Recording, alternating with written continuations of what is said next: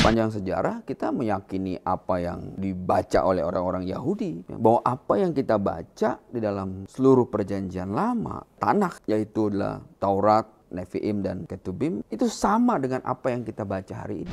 Dan evidence sejarah, antropologi, arkeologinya, historisnya itu menunjukkan hal yang sama, konsisten dengan apa yang Tuhan firmankan dan apa yang ditulis selama ribuan tahun.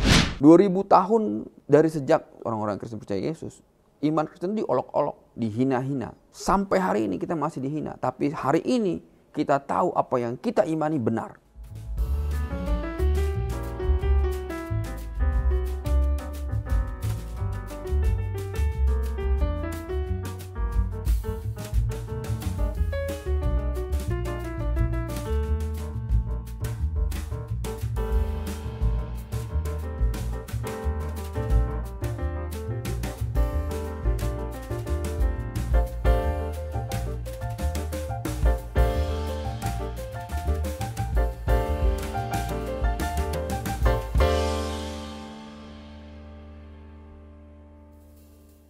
Shalom God Lovers.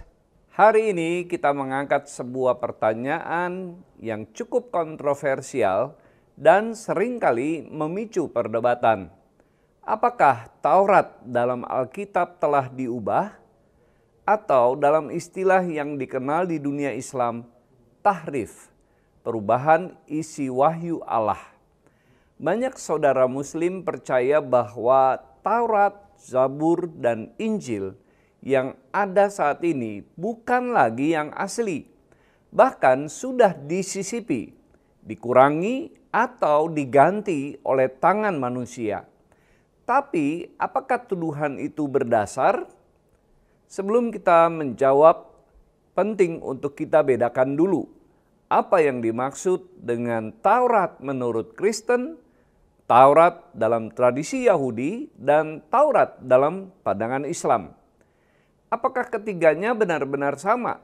Atau hanya memakai istilah yang terdengar serupa tapi maknanya berbeda?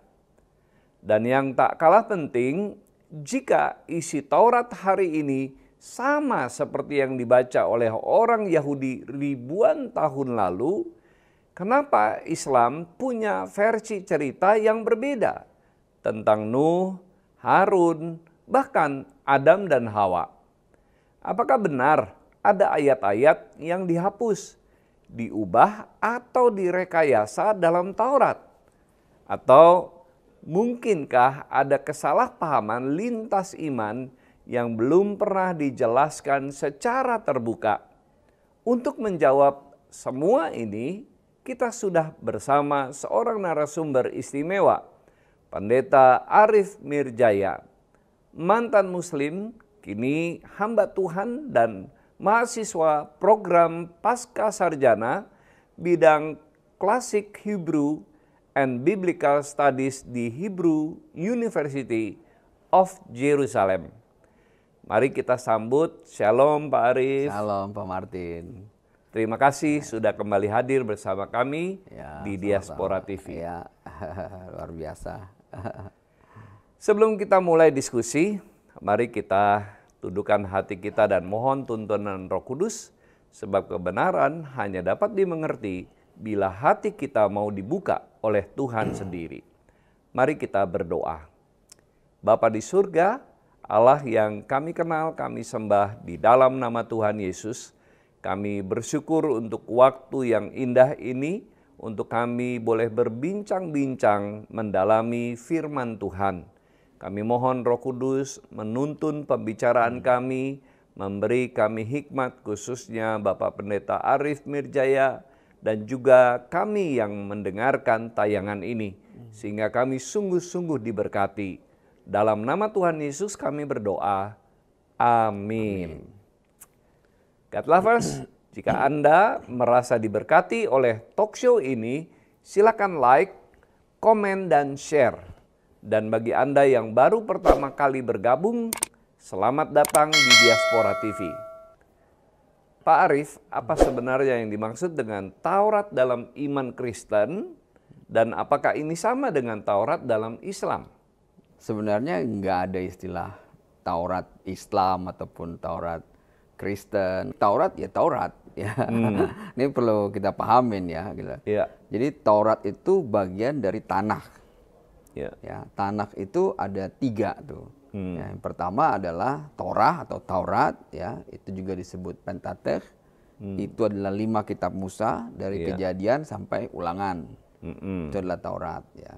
Lalu kemudian ada Nevi'im, itu adalah kitab nabi-nabi besar ya, kemudian nabi-nabi kecil, kitab raja-raja, hakim-hakim. Nah, itu ada 21 kitab ya dalam perjanjian lama ya. Yaitu yang ketiga itu adalah Ketubim. Ya, itu kitab di luar Torah dan Nevi'im.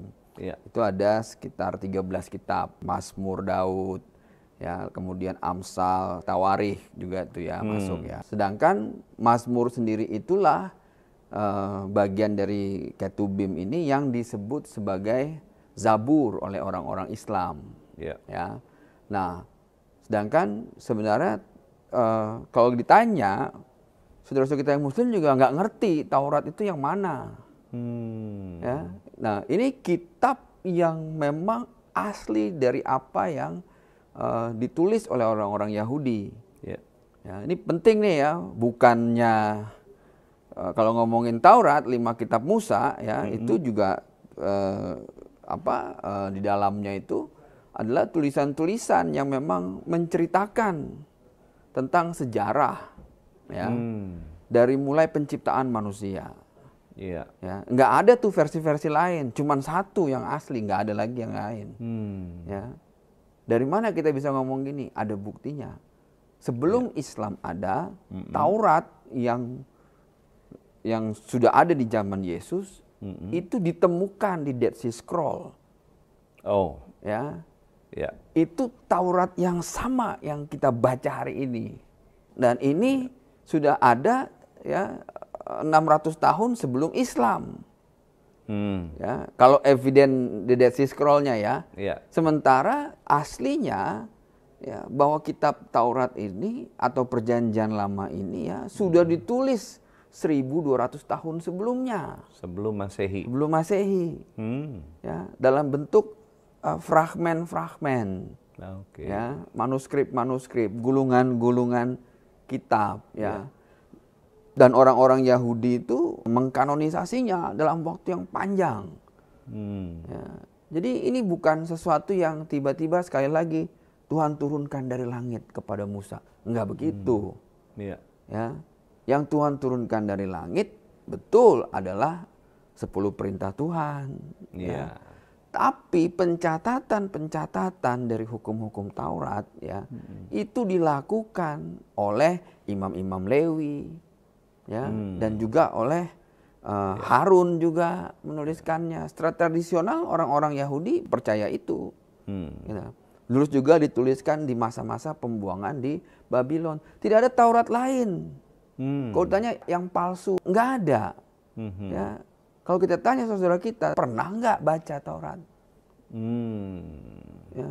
Yang asli ya, yang benar ya, yang mana? Pernah nggak pegang, lihat?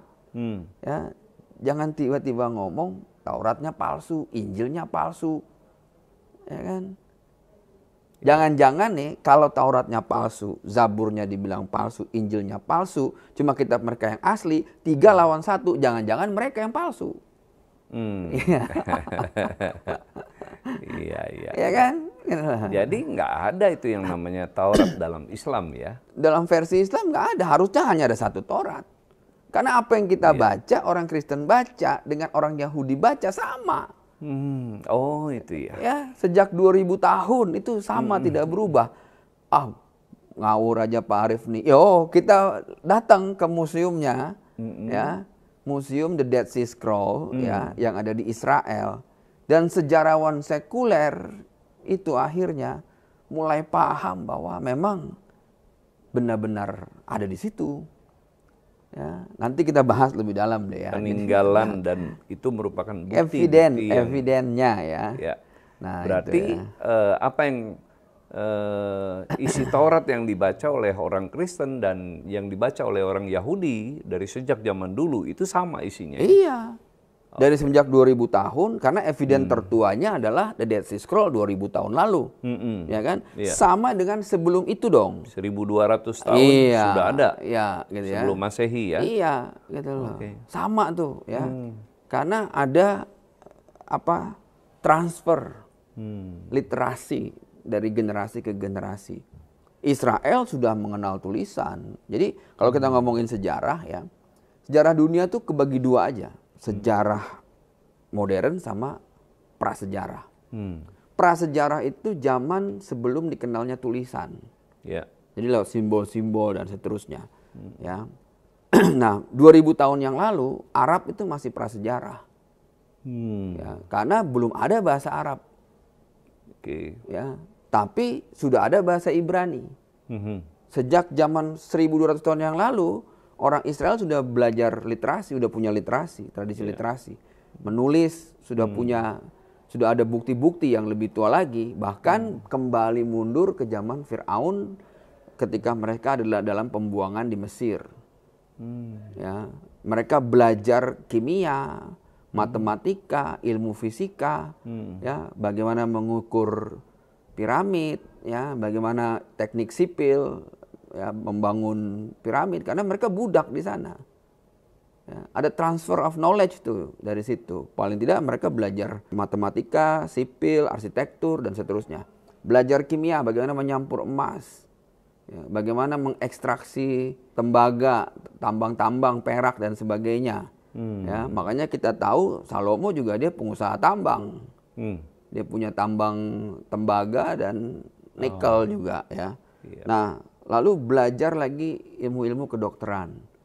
Dan udah pasti belajar literasi. Nah, tradisi menulis ini ada evidennya. Ya. Bahasa Ibrani itu bahasa kuno. Ini. Jadi kita mau dari mana? Sementara bahasa Arab, tulisan tertua ya baru di abad ke-5. Ya, itu pun proto Arab ya, atau istilahnya Siro-Aramaik. Belum jadi bahasa Arab Hejazi. Abad ke-5 Masehi. Abad ke-5 Masehi. Baru Kan jauh. muncul. Baru ada eviden tulisan. Jadi Taurat itu jauh Iya, sebelum jauh sekali. munculnya agama Islam. Jauh. Iya. Sudah ada Taurat. Nah, lalu Taurat yang mana yang dimaksud oleh Nah itu saudara-saudara kita mereka pun nggak Muslim? pernah punya bukti. Yang mana? Yang dimaksud dengan Taurat mereka Iya dong. gitu ya. Ya, Iya, paling nggak iya. harus lebih tua dari 2000 tahun. Mm-mm. Kalau ada ya. Ini kita ngomongin evidence sejarah ya. Iya, iya. Baik, baik.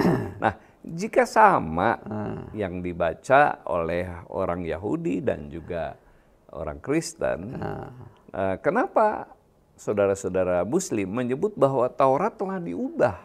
Ya, Dari mana asal keyakinan ini dan pada bagian mana yang telah diubah? Buktinya begitu. ya sekali lagi tuduhan sesat dan kejam. Oh. Ya, kenapa? Ya suka-suka aja mereka nuduh padahal nggak punya bukti. Ya kan? Iya, iya. Injil juga dituduh palsu. Makanya saya katakan tadi, kalau 3 dituduh palsu, 1 merasa benar, ini yang salah yang mana nih kira-kira? Ya kan? Iya, Sementara mereka selalu tidak punya dokumen, eviden aslinya yang mana, nggak pernah punya. Oke. Ya, ini bahaya ya, gitu ya. Kalau kita pakai azas pembuktian terbalik, masuk penjara itu mereka semua, karena nggak punya bukti, ya. Menuduh asal-asalan. Menuduh, gitu ya. ya kan? Sama lah kayak sekarang yang kemarin kita bahas ya, orang nuduh Pak Jokowi ijazah palsu. Yang nuduh itu harus membuktikan ada yang aslinya. Betul. Harusnya kan, ya kan? Kalau nggak bisa, ya. Berarti tuduhan palsu jadinya. Iya. Itu harus berurusan dengan hukum. Iya. Iya. Nah, Pak Arief, Islam menyebut 2 jenis tahrif, Nah, ya, teks dan makna. Bagaimana Kristen merespon klaim bahwa teks Taurat telah berubah? ya itu lagi makanya ya, kita sih santai aja. Kenapa? Karena mereka menuduh itu tanpa ada bukti. Seandainya misalnya ya, tulisan saya palsu, berarti harus ada yang asli. Iya. Ya, kalau nggak ada, berarti nggak ada bukti. Ya, nggak bisa dong kalau nggak ada bukti. Nggak ada dasar pembandingnya. Nggak ada, terus mau gimana? Ya kan? Itu berarti kan asbun, asal bunyi. Iya, Gitu. betul. Itu jadi masalah hari ini. Makanya kita sebenarnya ya santai aja. Yang disebut tahrif teks dan makna. Yang mana teksnya yang berubah? Itu makanya kan. Nah, hari ini bahkan sejarawan non-Kristen, sejarawan sekuler, sejarawan ateis juga bisa ngelihat bukti ya, The Dead Sea Scroll itu 97-98% sama. Yang nggak ada beberapa kitab-kitab yang memang belum ditemukan. Ya, bukan berarti itu nggak ada. Ya, gimana ya? Kita responnya ketawa-tawa aja deh. Iya. Nah, apakah benar isi Taurat sekarang tidak bisa dipercaya karena sudah disalin dan disunting berulang kali? Kita bersyukur ditemukannya The Dead Sea Scroll ya. Ini eviden yang paling luar biasa ya. Ditulis dalam beberapa bahasa Ibrani ya, lalu bahasa Aramaik juga ada dan juga ada beberapa manuskrip dalam bahasa Greka ya. Bahkan juga ada dalam bahasa Nabatean, walaupun hanya 0,2% dari eviden yang ada di situ ya. Nah, paling banyak itu adalah Hebrew ya 79% ya, itu Ibrani klasik ya. Lalu Paleo Hebrew atau Biblical Hebrew itu ada 1,5% ya. Aramik itu ada 17% di dalam teks-teks yang ditemukan di The Dead Sea Scroll ya. Nah, Greka itu ada 3%. Nah, apa aja kitab-kitab yang ditemukan di sana ya? Mazmur itu ditemukan 39, Ulangan 33. Nah, kemudian Kejadian itu ada 24 bab. Kitab Yesaya ada 22. Lalu kitab Exodus atau Keluaran itu ada 18 ya. Kemudian Imamat Lewi itu ada 17 ya. Bilangan itu ada 11 ya. Lalu yang paling luar biasa adalah kitab nabi-nabi kecil, itu ada 10 ditemukan ya. Kitab Nabi Daniel itu ada 8, kitab Yeremia 6 manuskrip ya. Kemudian Yehezkiel ada 6 manuskrip, Ayub ada 6 manuskrip. Lalu kitab Raja-Raja ada 4 manuskrip. Lalu kitab Samuel ada 4 manuskrip. Hakim-hakim itu 4 manuskrip ya. Lalu Song of Songs itu Kidung Agung ya, 4 manuskrip ya. Ruth itu 4 juga. Nah, Joshua ada 2 ya, dan beberapa lagi. Nah, ini menarik ya. Jadi ini cukup merepresentasikan dari perjanjian lama yang kita baca saat ini. Gitu ya, gitu. Jadi kalau ada yang mengatakan bahwa berubah, tolong tunjukin evidennya sekarang.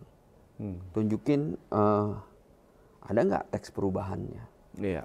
Gitu loh ya. Jadi kita bisa lihat nih, karena sejarah hari ini nggak bisa dibungkam, ya, nggak bisa direkayasa, ya. Ada bukti-bukti. Ada bukti, ya. Jadi referensi sejarahnya juga harus jelas, harus seperti apa nih, gitu. Iya. Nah, Pak Arief tadi sudah mengungkapkan bukti-bukti yang tidak bisa dibantah, gitu ya, karena memang ada kitab-kitab yang didapatkan di sana. Nah, bagaimana posisi umat Kristen terhadap proses penyalinan dan penyuntingan dalam sejarah Taurat? Ya, dalam sepanjang sejarah kita meyakini apa yang dibaca oleh orang-orang Yahudi, dan kita nggak pernah question itu. Ya. Bahwa apa yang kita baca di dalam seluruh perjanjian lama, ya, tadi ya Tanakh ya, ya, yaitu adalah Taurat, ya, kemudian Nevi'im dan Ketubim ya, itu sama dengan apa yang kita baca hari ini. Dan eviden-eviden sejarah, antropologi, arkeologinya, historisnya itu ya menunjukkan hal yang sama, konsisten dengan apa yang Tuhan firmankan gitu, dan apa yang ditulis selama ribuan tahun ya. Ini kan sebenarnya ngeri ya, bahwa ada eviden antropologi, arkeologi, eviden sejarah yang mengkonfirmasi iman orang Kristen. Itu ngeri sebenarnya. Ya. 2000 tahun dari sejak orang-orang Kristen percaya Yesus, iman Kristen diolok-olok. Ya, dihina-hina. Ya. Sampai hari ini kita masih dihina. Tapi hari ini kita tahu apa yang kita imani benar. Kan ngeri ya. Kenapa? Karena sejarah membuktikan itu. Iya. Gitu loh. Wah, jadi ya posisi kita udah jelas firm. Ya. Siapa yang mau bantah? Iya. Silahkan. Ya, yang paling mungkin Silahkan adalah kalau punya bukti yang iya lebih. dong. Paling tudingan-tudingan palsu. Ya. Iya. Yang nggak ada bukti. Gitu. Iya. Nah, Pak Arief, dalam narasi Islam, Adam dan Hawa sama-sama bersalah. Tapi dalam Taurat, Hawa tampak lebih dominan sebagai penggoda. Nah, bagaimana menjelaskan perbedaan ini? Oh enggak. Dalam narasi Taurat juga sebenarnya kita bisa lihat dua-duanya salah. Iya. Ya, enggak, bukan Hawa sebagai penggoda. Yang menggoda itu si ular. Ya. Penggodanya itu ular, ya kan? Iya. Ya, jadi ini harus dipaham nih ya kalau kita baca di kitab Kejadian itu ya. Waktu Tuhan berfirman kepada Adam, semua pohon ini boleh kau makan buahnya, kecuali pohon yang satu. Hawa belum ada. Ya, jangan salahin Hawa tuh. Ya, kenapa? Yeah. Karena Tuhan bicara kepada Adam. Hawa belum ada. Nah, makanya si iblis tahu kelemahan seorang suami. Apa kelemahannya? Istrinya. Ya, kalau suami tidak mengajarkan istrinya pengajaran yang benar, itu jadi sasarannya jadi celah Iya. bagi iblis. Makanya karena si iblis tahu bahwa Tuhan tidak berfirman kepada Hawa, ya, tapi berfirman kepada Adam, maka dia masuk lewat Hawa. Karena Adam tidak mengajarkan Yang apa benar yang kepada disampaikan. istrinya. Iya. Ya, yang paling parah adalah ketika Tuhan bertanya kepada Adam, apa yang Adam lakukan? Adam nyalahin istrinya. Iya. Ya. Lalu istrinya ditanya, nyalahin siapa? Istrinya nyalahin ular. Ya. Ular bilang, saya nggak nyuruh dia makan, kata ular. Saya hanya bilang, sebenarnya nggak begitu, kata ya, ular mutar balik nih, ya kan? Ya, jadi sebenarnya salah dua-duanya, gitu ya, dua-duanya yang salah. Iya. Ya, jadi konspirasi itu, tapi yang paling besar adalah sebenarnya tanggung jawab adalah siapa? Suaminya. Adam, ya. Adam. Ya, kenapa? Karena dia nggak mengajarkan yang benar kepada istrinya. Cuma ada joke ya. Ya, orang Manado bilang itu kalau Adam dan Hawa orang Manado, nyanda jatuh ke dalam dosa kita. Oh begitu ya. Itu ular langsung dirica-rica. Sayangnya Adam dan Hawa bukan orang Manado. Iya, nggak selamat itu ular. Iya. Nah, Pak Arief, dalam Taurat yang kita percayai, Nuh digambarkan mabuk dan telanjang.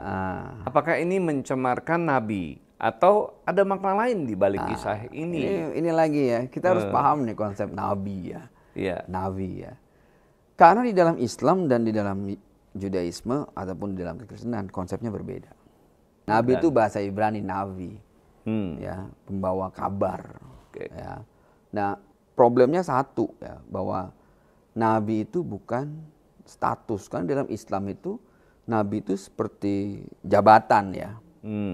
Ya, jadi Nabi itu bukan jabatan, gitu.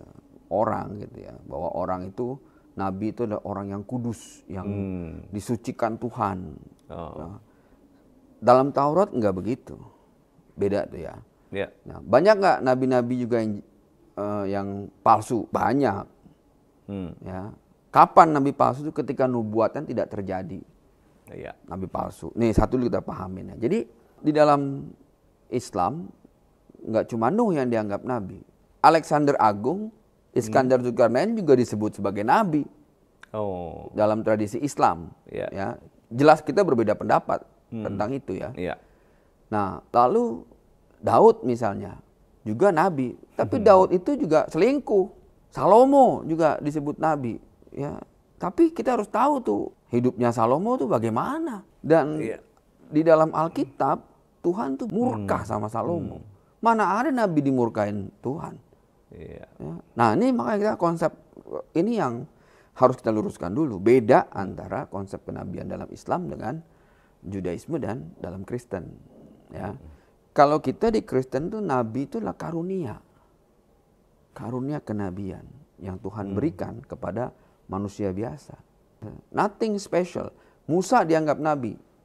Apakah Musa, katanya nabi punya mukjizat. Apa mukjizat Musa? Ngebelah laut. Bukan. Saya kasih tahu nih. Karena itu cerita tentang Musa adalah cerita asli dari bangsa Israel. Ya, karena Musa membawa pergi orang Israel dari Mesir, ya. Yeah. Tapi apakah Musa hebat bisa belah laut? Enggak. Musa tuh enggak tahu bahwa dia bisa belah laut. Alkitab ngajarin kita bahwa sampai Musa bertanya sama Tuhan. Lalu Tuhan kasih perintah. Jadi bukan Musa yang punya kuasa bisa bikin mujizat buat ngebelah laut. Enggak, Musa enggak bisa bikin mujizat. Yang bikin mujizat itu adalah Tuhan. Musa enggak punya otoritas. Karena dia nggak tahu. Ya. Tapi Tuhan yang punya otoritas dan perintahkan Musa untuk belahlah laut, kata Tuhan. Itu bukan omongan Musa, tapi omongan perintah Tuhan. Ya. Di situ kita tahu bahwa bukan Musanya yang hebat. Kalau Musa bisa berdialog dengan Tuhan, bukan Musanya yang punya ilmu untuk bisa berdialog dengan Tuhan, bukan. Tapi Tuhannya yang berkenan, ya, untuk diperdengarkan suaranya. Begitulah Nabi. Jadi Alkitab menuliskan peristiwa, ya, dengan sejujur-jujurnya. Ham itu yang kemudian punya anak Kanaan, dan Nuh kutuk Kanaan. Ya, harusnya ketika pertama kali Ham melihat bapaknya telanjang, dia nggak ceritakan ke orang lain.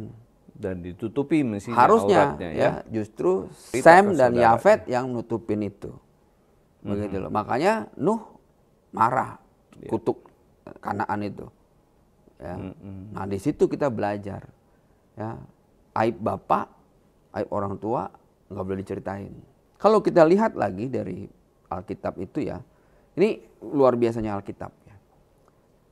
Ya, Adam itu berumur 930 tahun. Ya. Dan Adam itu masih hidup ketika Lameh, bapaknya Nuh, itu lahir. Jadi Adam itu ketemu Lameh. Masih hidup tuh, ya. Dan Lameh ini bapaknya Nuh. Lameh bercerita tentang buyut-buyutnya itu masih kepada Nuh. Udah pasti itu, ya. Nuh itu umurnya 950 tahun. Dan dia masih hidup ketika Terah, bapaknya Abraham, lahir. Jadi itu nyambung dari mulai Adam, ya, Lameh, Nuh, Nuh nyambung ke Terah. Ya. Jadi cerita dari mulai kejatuhan itu nggak putus. Iya. Itu loh. Kalau kita baca kronologis Alkitab, ya, waduh itu. Iya. Ya. Itu lewat tradisi bercerita. Bercerita. Ya. Ya. Makanya Abraham tahu betul. Ya, imannya dia dapat langsung dari cerita bapaknya. Ada urutan-urutan di dalam proses terjadinya kisah di dalam Taurat, ya, yang bisa dibuktikan sebenarnya. Jelas sekali. Ya, sangat jelas sekali. Nah, Pak Arief, kisah Lot tidur dengan anak-anaknya di Kejadian 19 ini dianggap menjijikkan dalam Islam. Nah, apakah kisah ini bisa dibenarkan secara historis atau hanya bagian dari realisme naratif zaman itu? Ya, secara historis memang itu terjadi. Memang terjadi, ya. Ya, Alkitab mencatat peristiwa itu. Ya. Ya, memang tidak ada yang sempurna. Terutama di masa lalu tuh ada perkawinan sedarah, ya. Juga, ya, itu masih ada terjadi, ya, di masa lalu. Kalau kita lihat pembagian masa, ya, di dalam peta zaman, ya, ada 2000 tahun Bapak. Ya. 2000 tahun Bapak sampai ke masa Abraham. Ya, ketika manusia ini belum banyak, ya, bahwa Adam itu menikahkan anak-anaknya. Iya, karena kalau tidak Kain itu menikah dengan siapa Iya, ya? Kan gitu. belum ada keturunannya Nggak lain, ada, itu manusia keturunan lain. anak-anaknya Adam Kecuali semua. ada pengajaran yang sesat Iya, itu gitu. bilang Nah, udah ada kenapa manusia. dibolehkan? Orang bertanya, kok berarti itu incest boleh? Hmm. Ya di masa lalu pertama ya multiplikasi yang Tuhan, dan waktu itu belum terlalu complicated ya tentang perkembangan genetik manusia. Iya. Nggak seperti sekarang nih ya. Dan sekarang tuh udah berbahaya sekali ya. Ya. Nah, lalu kemudian di masa setelahnya, setelah masa anak, ya, simbolnya adalah Ishak, ya, itu 2000 tahun anak sampai kepada Kristus. Sampai Kristus lahir. Ya, itu udah nggak boleh tuh. Ya, incest udah nggak boleh tuh. Masa anak. Masa anak itu udah nggak boleh. Ya, baru setelah Kristus disalibkan, kita sudah 2000 tahun. Itu masa Roh Kudus. Ya. Karena setelah Yesus itu naik ke surga, ya, dia berkata bahwa dicurahkanlah Roh Kudus bagi kita semua. Ya, kalender Israel itu 6000 tahun. Ya, dan kita orang-orang Kristen percaya juga hal yang sama, ya, bahwa 2000 tahun Bapa, 2000 tahun Anak, 2000 tahun Roh Kudus. Nah, ini bisa kita lihat memang Alkitab itu apa ya, menceritakan peristiwa, ya, dan itu bagian nggak cuma dari sejarah, tapi pembelajaran nilai. Ya, disitulah kita bisa paham, ya, nilai-nilai Alkitabiah, ya, begitu. Gitu. Iya. Nah, kita lanjutkan nih Pak Arief ya. Semakin dalam dan semakin seru apa yang kita lihat dari sejarah mengenai Taurat. Zaman Bapa, zaman Anak, zaman Roh Kudus. Ya. Dalam Taurat, Harun digambarkan membuat anak lembu emas di Keluaran 32. Ya. Sedangkan dalam Quran, pelakunya adalah Samiri dan Harun dibela.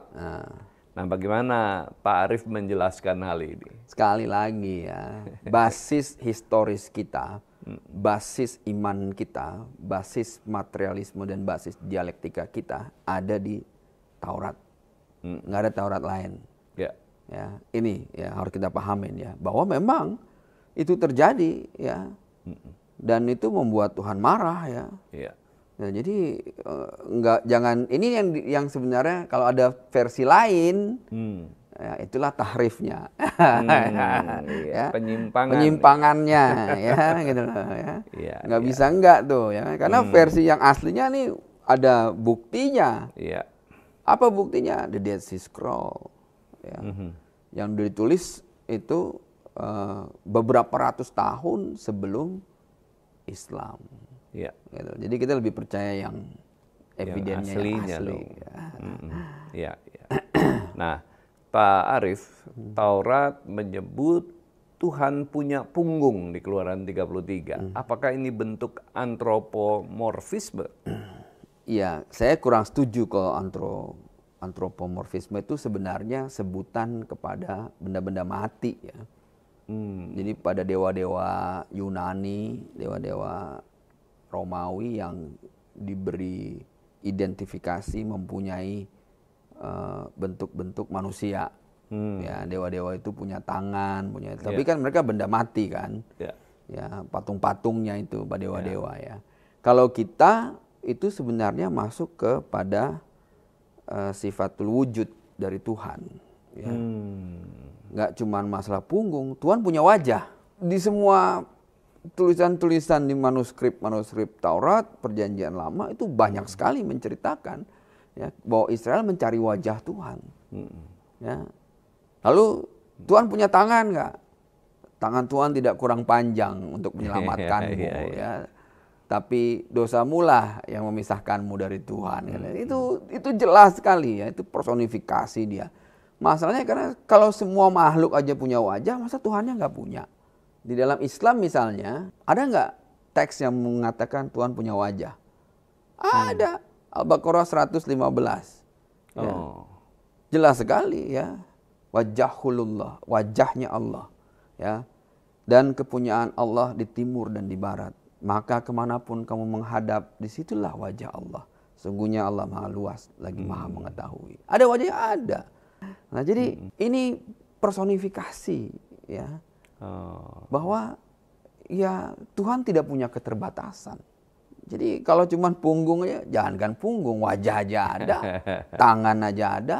Ini bagaimana manusia mengproyeksikan Tuhan bagi dirinya. Mencoba memahami Tuhan. Iya.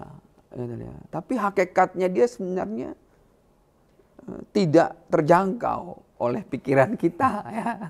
Ya. Makanya akhirnya dia yang menjangkau kita. Ya. Kita bisa naik ke gunung tertinggi. Ya. Atau naik roket keluar angkasa untuk mencari Tuhan, nggak akan ketemu.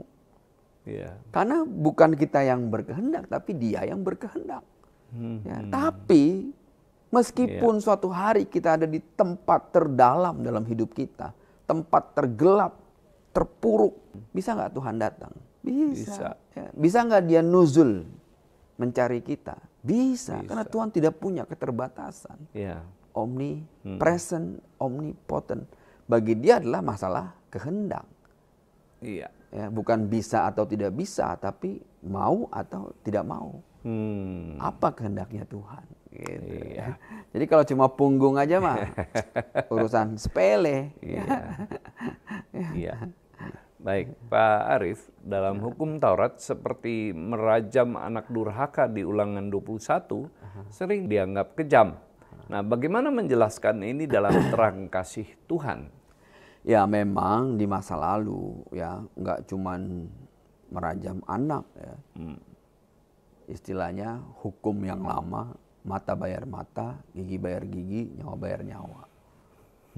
Hukum Taurat ya itu ditambahkan karena ada pelanggaran. Jadi karena Israel begitu degil, begitu tegar tengkuk ya. Makanya kemudian hukum itu ditambahkan agar membuat mereka ada dalam penjara sebenarnya. Ya. Rasul Paulus mengatakan itu ya, itu ditambahkan karena ada pelanggaran. Ya. Jadi memang hari ini siapa yang bisa menjalankannya? Nggak bisa. Nah, tapi ada hukum yang lebih berat dari itu sebenarnya. Orang anggap lebih mudah hukum kasih. Lebih mudah kita menghukum tadi, ya merajam anak durhaka, daripada mengampuni anak durhaka. Lebih berat mana? Lebih mudah merajam, ya, karena emosi, ya, karena marah dan sebagainya. Ya, tapi mengampuni orang yang sudah menyakiti kita, waduh. Perjuangan itu. Ya. Apalagi orang yang sudah kita bantu begitu banyak, kita sudah memberikan hidup kita, tiba-tiba kita dikhianatin. Waduh, sakit ya minta ampun ya. Jadi lebih mudah mana? Ya, lebih balas dendam atau melampiaskan kemarahan daripada mengampuni ya. Makanya Yesus sebenarnya mengupgrade level kita. Ya, ibaratkannya dulu kita ini Pentium 3, sekarang sudah Core i7 ya. Di upgrade levelnya ya. Karena yang lama itu udah discontinue. Ya, kalau orang menyakiti lalu kita balas itu gampang. Tapi orang menyakiti kita lalu kita ampuni. Itu yang luar biasa. Dan dibutuhkan kasih Allah yang besar. Nah, Pak Arief, umat Islam ini mengklaim bahwa nubuat tentang Muhammad telah dihapus dari Taurat. Jadi tadinya ada lalu dihapus. Nah, apakah ada jejak teks yang mendukung klaim ini? Sampai hari ini nggak ada. Ya. Di mana hapusnya? Jangankan di Taurat, di Al-Quran juga nubuatan Nabi terakhir itu nggak ada. Yang ada adalah Ahmad. Di Al-Quran. Al-Quran sendiri. Iya, bahwa Nabi, Yesus berkata, Nabi setelah dia adalah Ahmad menurut Al-Quran, bukan Muhammad. Ya, Jadi kalau misal di Al-Quran aja nubuatan tentang Nabi akhir zaman bernama Muhammad itu nggak ada, apalagi di Taurat. Iya. Iya kan? Ya, di mana dihapusnya? Ya, karena garis kenabian, ini udah kita sering ulang nih ya, berasal dari garis keturunan Ishak, ya, bukan dari Ismail. Begitu. Karena garis kenabian itu sebenarnya garis mesianik. Gitu loh. Semua gambaran nabi-nabi di masa lalu itu adalah gambaran tentang nubuatan Mesias. Jadi gimana kita bisa katakan di Taurat itu ada Muhammad? Iya. Ya kan? Dan dari kitab-kitab yang dimiliki oleh orang Kristen dan orang Yahudi, jejak teks yang mendukung klaim ini tidak ada sama sekali. Nggak ada. Iya. Gitu. Nah, dua kisah penciptaan, Kejadian 1 dan 2, ini kontradiksi atau dua sudut pandangan teologis, Pak Arief? Oh ya, ini jelas ini dua sudut pandang ya. Yang Kejadian 1 itu lebih universal tentang pembentukan alam semesta di kosmis ya. Tovu babovu. Karena tovu babovu itu artinya adalah kacau balau. Ya, itu adalah pertama secara teologis sebenarnya itu cerita ketika pemberontakan iblis. Ya. Pemberontakan malaikat yang kemudian disebut iblis. Ya, karena sebagian orang punya asumsi bahwa Tuhan menciptakan iblis. Enggak. Tuhan tidak pernah menciptakan iblis. Iya. Ya, iblis itu asalnya adalah Azazil, malaikat. Yang Said al-Malaikat, pemimpin para malaikat. Kemudian yang jatuh, dijatuhkan. Ya, karena dosa. Jadi dosa pertama dari siapa? Kejatuhan malaikat. Ya, yang kemudian dari iblis. Kata iblis sendiri dari kata ablasa, artinya melampaui batas. Ya, dalam hikayat Islam itu dan beberapa tafsir, malah gelarnya dia adalah ablasa minar rahman. Ablasa yang melampaui batas dan kehilangan rahmat. Rahmat itu adalah kasih sayangnya Allah. Jadi dia nggak dapat keselamatan. Kasih sayang Allah adalah keselamatannya. Ya. Nah ini menarik ya. Jadi, nah lalu itu cerita tentang triunnya Tuhan. Kejadian 1 itu triunnya Tuhan. Ya, prinsip trinitasnya Tuhan. Yang pertama Tuhan ciptakan adalah waktu. Pada mulanya. Ini ngomongin tentang dimensi waktu. Sains mengatakan ada 3 dimensi. Ya kan? Dimensi pertama adalah waktu. Ya. Ini menariknya. Kenapa? Karena waktu bagi Tuhan dengan kita berbeda. Ya. Kita hanya mampu mengukur waktu ketika pertama kita ada. Di Kejadian 1 manusianya belum ada nih. Waktu awal Kejadian 1 ayat 1 nih ya. Manusia belum ada. Tapi waktu udah ada belum? Sudah ada. Ya. Kenapa? Karena Tuhan yang ciptain waktu. Ya.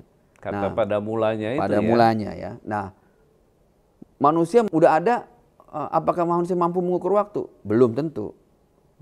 Ya, kenapa? Hari ini kita mengukur waktu kalender Romawi berdasarkan peredaran bumi mengelilingi matahari. Kalau buminya belum ada, mataharinya belum ada, dengan apa kita mengukur waktu? Ya kan?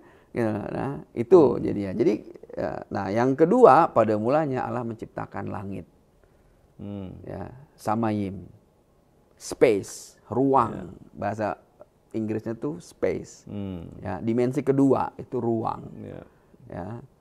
Nah, lalu langit dan bumi. Matter, materi.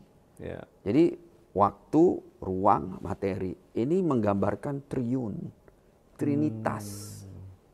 Ya, refleksinya Tuhan di Kejadian 1. Gitu. Nah, kejadian 2 ya, itu lebih spesifik penciptaan manusia.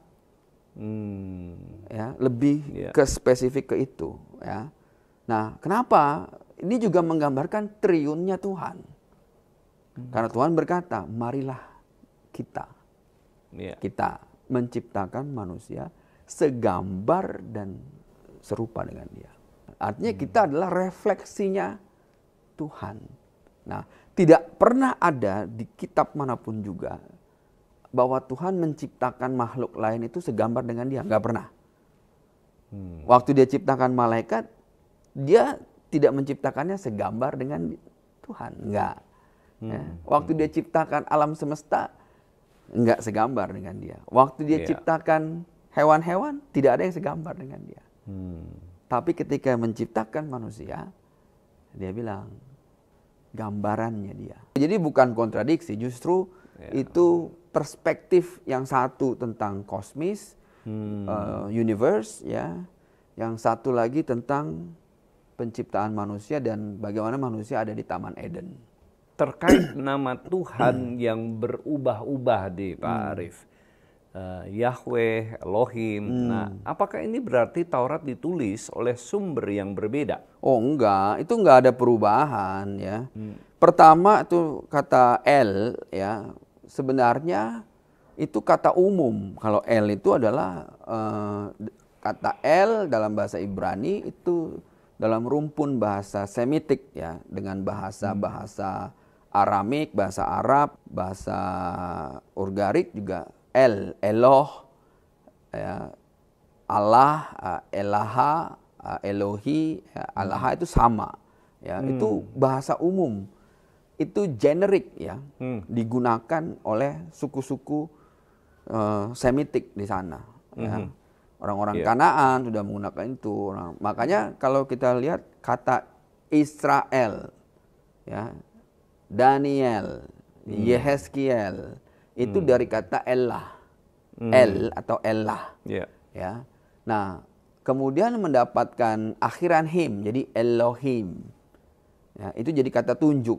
Ya. Elohim itu kata tunjuk kedua jamak, maskulin ya, him ya, Elohim ya.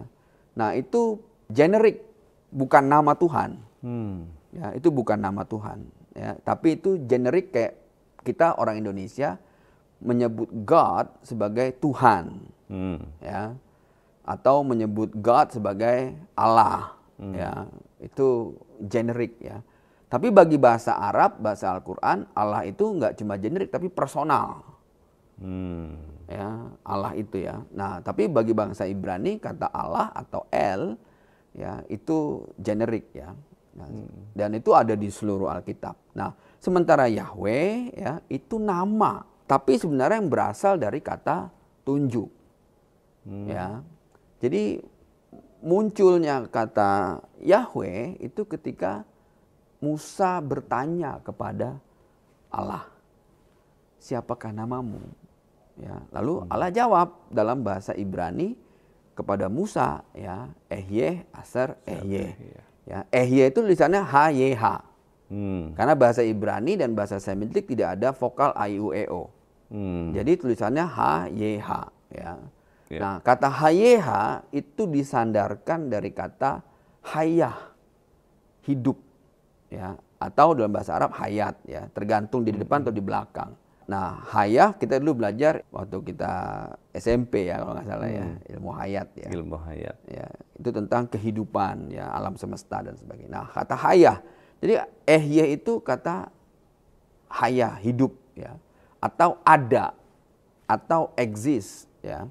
Nah, ketika Musa bertanya kepada Allah dan Allah menjawab Ehyeh Aser Ehyeh. Aku ada karena aku ada. Ya. Dan itu juga punya arti ya, aku adalah aku. Yesus kemudian mengatakannya dalam bahasa Aramaik atau bahasa Greek ya, ego eimi, aku adalah aku. Nah, dari kata hayah itu artinya adalah kata tunjuk pertama, aku. Kemudian orang Israel bertanya kepada Musa, Musa, siapakah nama Tuhan? Tidak mungkin Musa jawab aku.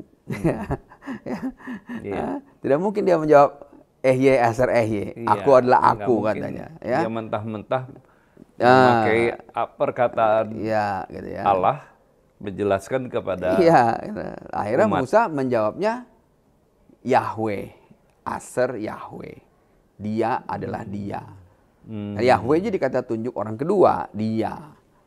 Gitu ya, YHWH ya. Nah, yang menariknya adalah huruf pembentuknya Yod H itu adalah huruf pembentuk yang sama untuk menyebut nama Yehoshua. Ya, Ya, ya. Yosua itu artinya lah Yahweh Hosea, Yahweh keselamatan. Ya, dan Yehosua adalah nama asli Yesus. Ya, jadi ditanya, siapakah nama Tuhan? Yehosua. Ya, gitu. Nah, hari ini ya, karena saya kalau waktu pernah saya ujian klasik Hebrew, saya 2 kali saya harus ngulang. Karena kata Yahweh tidak boleh dibaca oleh orang Israel sampai hari ini. Jadi walaupun ada tulisannya YHWH, Yahweh, ya dalam bahasa Ibrani, ya kita nggak boleh baca. Kita harus bacanya Elohim. Elohim. Ya, walaupun tulisannya YHWH, nggak ada yang berbeda, nggak ada sumber-sumber lain, Bukan nggak ada. sumber yang berbeda ya. Iya, karena hal itu ditulis semua tentang Elohim, tentang Yahweh dan sebagainya dalam. Jadi kata Taurat El yang ini sama. belum dikenal jauh sebelum Masehi ya. Oh, penanggalan jauh, Masehi. jauh. Lalu kalau umat Muslim itu melarang agama lain atau orang lain menyebut kata Allah, Ya salah lah. menganggap itu Di miliknya mereka. Malaysia kan pernah dilarang, Iya, itu tapi dia. kita jelasin bahwa sejarahnya justru itu adalah kata dari bahasa Ibrani. Nah, justru dia mengambil dari Iya. ketidakpahaman Gitu loh. yang sangat Jadi nekat. itu bahasa umum yang dipakai di masa lalu untuk suku-suku Semitik. Iya. Gitu loh. Ya. Nggak boleh dilarang-larang dong. Ya. Nah, Pak Arief, dalam Quran surat Al-Baqarah ayat 79 disebutkan bahwa orang menulis kitab suci lalu mengakuinya sebagai firman Tuhan. Apakah ayat ini menurut Pak Arief ditujukan kepada komunitas Yahudi atau konteks lain di masa itu? Ya, jadi surat Al-Baqarah ini kita harus paham dulu asbabun nuzul. Ya, sebab-sebab turunnya ayat. Asbabun nuzulnya ini apa, dan kita harus ngelihat konteksnya. Ya. Kemudian referensi tafsirnya dari beberapa pendapat ulama seperti apa ya. Nah, tapi memang di masa-masa itu banyak sekali kitab-kitab bidat kan. Ya, di masa tahun-tahun ketika Islam mula-mula ada ya, itu banyak sekali ajaran bidat-bidat. Ya, termasuk juga sebagian menganggap Theotokos yang bidat.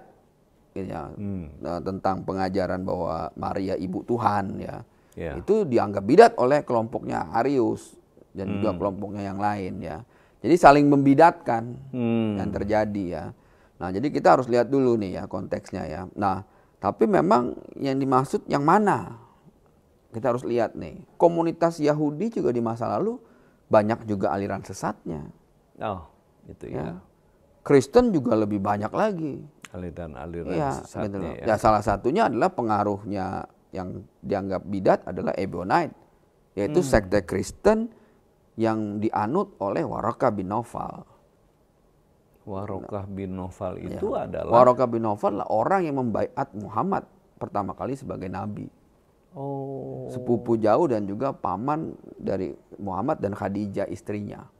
Apakah mungkin Nabi Muhammad ini karena dia dibaiat oleh Waraka, ajaran-ajaran Ebonite ini yang dipahami oleh Nabi Muhammad? Secara historis sih memang punya kemiripan. Karena ciri khasnya sekte Ebonite itu adalah menolak pengajaran Paulus. Salah satu ciri khasnya ya. Lalu kemudian dia dapat pengaruh yang kuat dari Arianisme dan Nestorian yang sudah ada 200 tahun sebelum Islam. Dan waktu itu sekte Arianisme dan Nestorian itu diperangin oleh patriarki Kristen Timur ya. Nah, jadi mereka juga mengalami penganiayaan. Sehingga banyak dari sekte Ebonite ini ya. Karena dianggap sesat. Ya, lalu pengikutnya banyak nggak sih? Ya, waktu itu Arianisme dan Nestorian cukup kuat ya. Dan memang diperangin, dihukum pancung dulu, kan kejam ya sebenarnya dulu ya. Sehingga mereka lari ke padang gurun juga sebagian gitu. Dan ada ada hadis-hadis juga yang menceritakan bahwa mengakui bahwa Warokah memang seorang misionaris Kristen Aliran Ebonite yang menerjemahkan Alkitab ke dalam bahasa Arab. Pak Arief, apakah umat Kristen mengaku adanya proses sejarah dan penyuntingan dalam Taurat, tapi tetap percaya ini adalah firman Tuhan? Ya, kalau proses sejarah udah pasti harus kita akuin. Ya. Tapi penyuntingan itu yang harus kita perjelas nih, maksudnya seperti apa penyuntingan ya. Karena ketika kekristenan dan Judaisme berkembang pasca perang Judeo-Romano pertama dan penghancuran Yerusalem ya, itu banyak manuskrip yang hancur dan rusak, yang hilang, ya, karena bait Allahnya dihancurkan, dibakar semua oleh orang-orang Romawi. Ya, jadi pada waktu itu orang-orang Yahudi, which is yang dibaca orang Yahudi adalah apa yang dibaca oleh murid-murid Yesus. Ya, itu harus kabur dan menyelamatkan manuskrip-manuskrip ini, karena siapa yang ketahuan bahwa manuskrip itu Taurat dibunuh oleh orang Romawi. Berarti itu dia Kristen. Iya, atau dia Yahudi. Atau Yahudi. Ya. Bait Allahnya aja dihancurin. Ya. Disitulah pusat pembelajaran. Sinagog-sinagog dibakar, dihancurkan. Ya. Sampai akhirnya nama Israel itu dirubah jadi Palestina.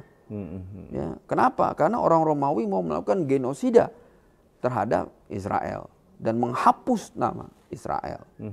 Jadi semua masuk ke tanah sembunyi.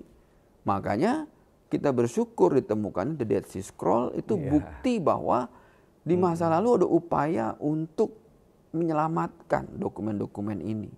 Ya, gulungan-gulungan fragmen-fragmen ini, ya, kitab-kitab yang ada di masa lalu, ya, disembunyikan di gua-gua, di padang gurun. Ya, kenapa di Laut Mati? Karena dia nggak ada yang mau pergi ke sana. Gersang, tandus, panas, nggak ada kehidupan. Tapi ya ini bukti siapa yang nyunting. Iya kan? Ini penting ya, gitu. Bahwa kemudian memang secara literasi itu udah ditulis ya dalam tradisi Ibrani gitu loh. Jadi apa yang dibaca oleh murid-murid Yesus dengan yang kita baca hari ini, yang dibaca orang Yahudi di masa lalu, itu ternyata nggak berbeda. Gitu.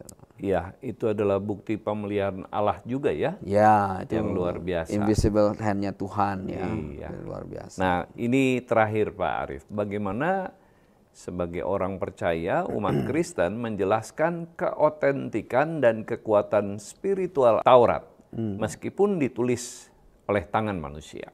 Ya, yang pertama iman ya. Saya bilang ya, apa yang dikatakan Musa hari ini ternyata benar. Ya, itu luar biasa ya. Karena secara tradisi kita percaya bahwa Taurat ditulis oleh Musa. Ya, bayangin ketika Musa berkata, Roh Allah melayang-layang di atas air. Ini maksudnya apa? Melayang di atas air. Ya. Menurut sains, wah ini nggak masuk akal. Ya, kenapa? Nggak ada itu air. Ternyata Elon Musk kemudian membuktikan di alam semesta itu lapisan-lapisan air. Kita menyebutnya hidrogen dioksida. Jadi di atas bumi itu lapisan bumi, udara itu, atmosfer itu kumpulan gas-gas hidrogen dan dioksida. Nah ini menarik ya, karena sifatnya hidrogen dan oksigen ini adalah gas. Tapi dia adalah sebuah keniscayaan ketika gas itu jadi benda cair. Ya. Sains mengatakan itu ketidakmungkinan. Tapi ternyata secara alami kita bisa lihat, ya air itu adalah gas. Hidrogen dioksida, H2O. Ya. Bayangin aja ya.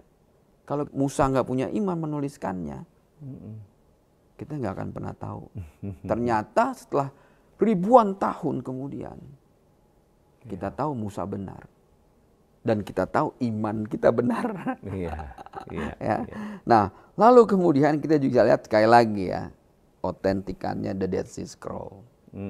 Ya, itu nggak bisa dibantah hari ini oleh siapapun. Ya. Oh, itu luar biasa. Itu penyertaan Tuhan yang luar biasa bagi umatnya di seluruh dunia dengan penemuan The Dead Sea Scroll. Iya. Nah, terima kasih banyak Pak Arief untuk semua penjelasan yang luar biasa hari ini, dan kita sangat diberkati lewat apa yang disampaikan oleh Pak Pendeta Arief Mirjaya. God Lovers, hari ini kita sudah menyelami satu tema besar tentang wahyu, kitab suci, dan keyakinan yang sering disalahpahami lintas iman. Kami tidak menutup mata bahwa Taurat ditulis dalam sejarah oleh manusia, tapi justru disitulah kekuatannya, bahwa Allah menyatakan dirinya di dalam sejarah nyata melalui manusia nyata, dalam konteks nyata, dan itulah yang menjadikan Taurat tetap firman Tuhan yang hidup. Dan penting untuk ditegaskan, Taurat yang diimani umat Kristen sama dengan yang diyakini dalam Yudaisme hingga hari ini. Tidak ada bukti tekstual, historis maupun arkeologis yang menunjukkan bahwa wahyu Allah dalam Taurat telah berubah atau dipalsukan sebagaimana dituduhkan. Tuduhan tahrif itu tidak mendasar. Perbedaan kisah atau narasi dengan kitab lain bukan bukti pemalsuan, melainkan menunjukkan bahwa setiap tradisi punya pemahaman wahyunya masing-masing. Dan bagi kami, puncak dari wahyu Taurat itu adalah Yesus Kristus, firman yang menjadi manusia dan menyatakan siapa Allah sebenarnya. Terima kasih kepada Pak Pendeta Arief Mirjaya atas penjelasannya yang membuka mata dan wawasan lintas iman. Dan terima kasih kepada Anda semua God Lovers yang menyimak dengan hati terbuka. Jangan berhenti bertanya, karena iman yang dewasa lahir dari hati yang terus mencari dan berani menggali kebenaran. Jika Anda diberkati, silakan like dan share talk show ini. Sampai jumpa di Diaspora TV Talk Show berikutnya. Tuhan Yesus memberkati.